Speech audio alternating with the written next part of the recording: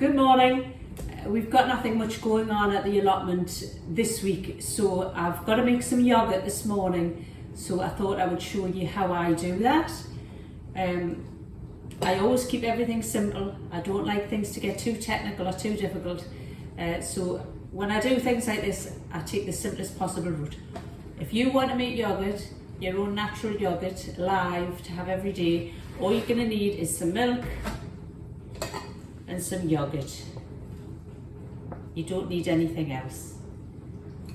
As for equipment, all you're going to need is a pan, which I'm sure we've all got, and just some kind of container. I usually like to use a nice glass pretty jar. I've just got this today, the other ones are all in use. So that is all you need to make yoghurt.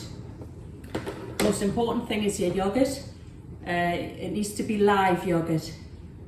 Of course you can just buy that in the shops.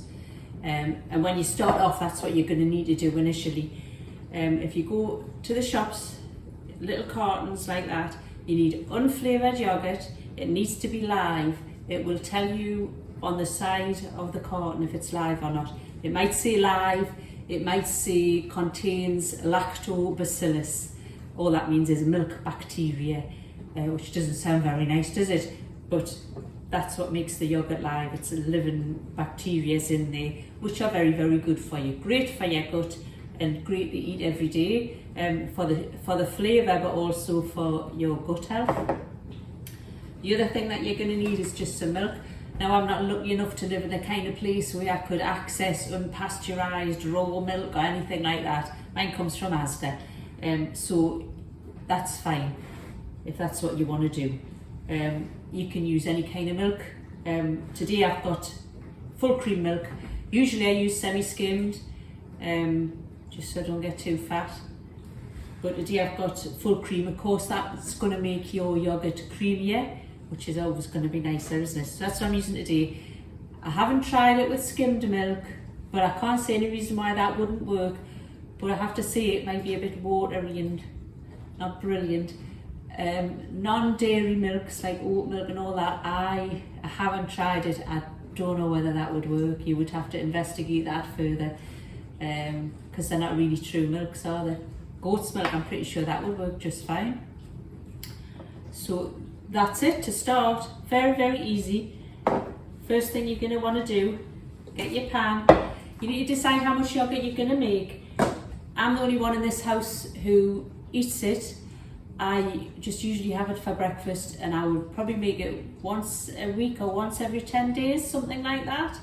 I usually make just under a litre, and that just seems to be about the right amount. As for how long your yoghurt will last in the fridge, I've never had a problem with it going off yet, not once. So I think if you just aim for 2 weeks, say, I think that would be absolutely fine. Your yoghurt's not going to go off in that time. Take your milk, pour out as much milk as you want to make yoghurt. This is a pretty good pan because it's got little measurements up the side. So I'm gonna make a full litre this time, because I know that container I've got is bigger and I'm eating it more than once a day at the minute.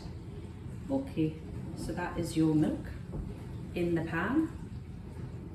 What we're going to do with that is I'm going to put it on the cooker top, bring it to almost a boil, till it's just starting to rise up, or slightly less than that, and then I'm going to switch that off.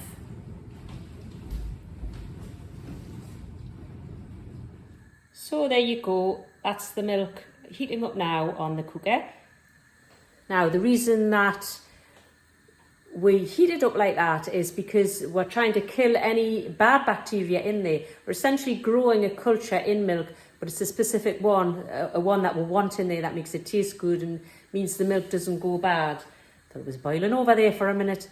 So when we heat it up, we'll kill all the bacteria that is bad in there, essentially.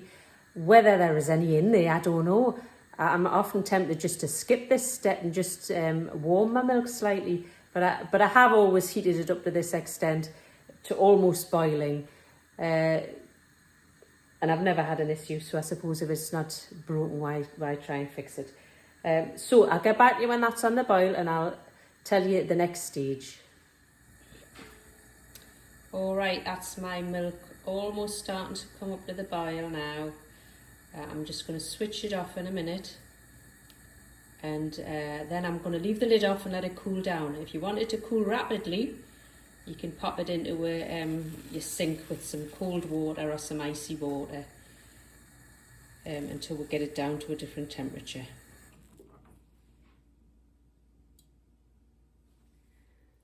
So that's my milk now in a tub of icy cold water. I haven't got time today to wait around. You know, if you're busy doing something else, doing a bit of housework or doing whatever, you can just keep the lid off and wait for it to cool down itself. You know, it shouldn't take more than half an hour or something like that. But I want to get this cooled down quite quickly because I've got other things to do. The temperature I'm looking for is blood hot. So you're going to be dipping your little clean finger in, and it needs to be the same temperature as your skin is. You know, like baby bath warm, that kind of thing. Not too hot, not too cold, warm. There you go then, that's the milk cooled down. The way you can test it, get your scrupulously clean little finger, bacteria free, stick it in, and that's just warm, like baby bath warm. Maybe even a little bit less.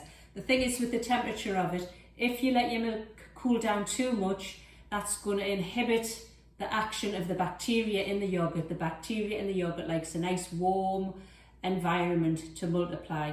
If it's too cool, it's going to take, it will work, your yogurt will work. It even continues developing when it's in the fridge, but it's going to slow it right down and your yogurt will take much longer to make, which might be all right for you.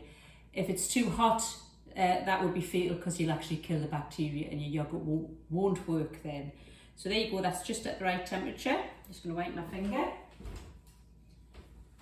And all you're going to do is combine the two.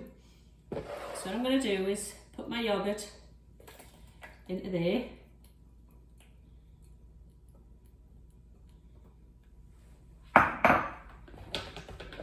There's a couple of little lumps in that, so I'm just going to give it a bit of a whisk.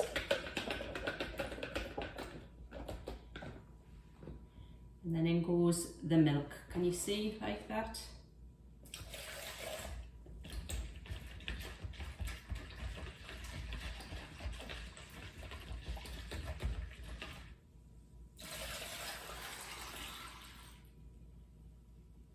There you go, whole lot in.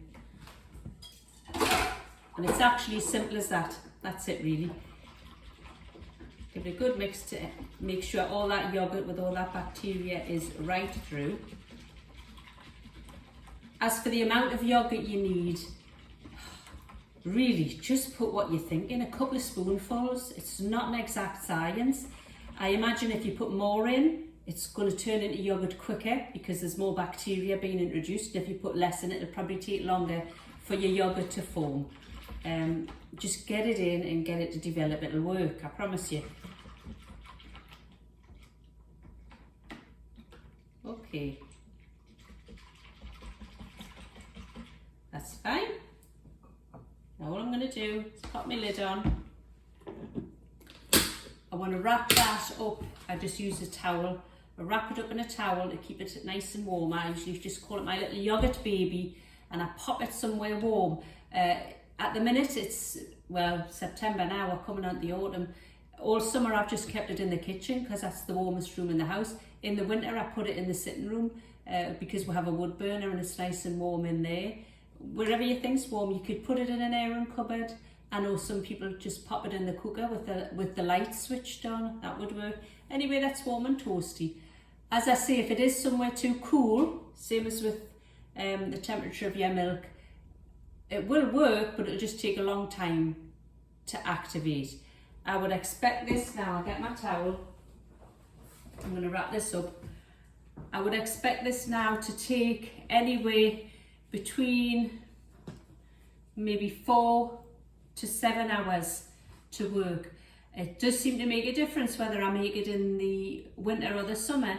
this summer, because it's been pretty warm all summer, I've been making this at about 10 o'clock in the morning, and I found it to be ready by 2 or 3 in the afternoon.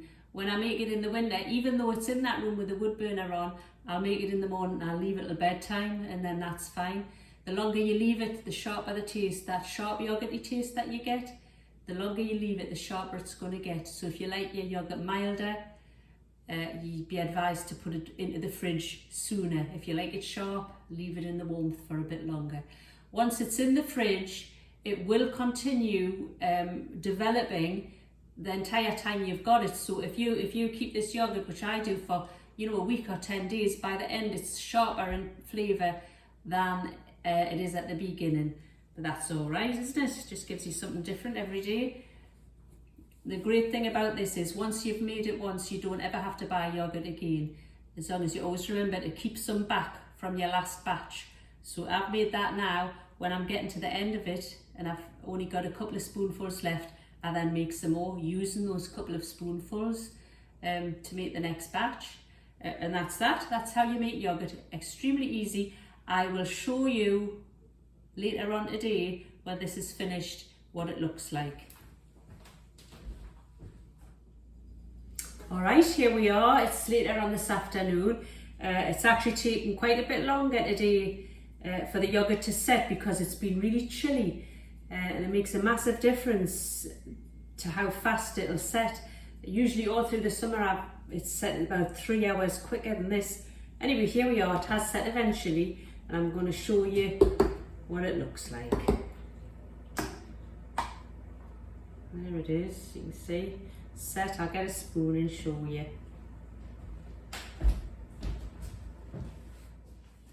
There you go. And you can see that's a nice set yoghurt now.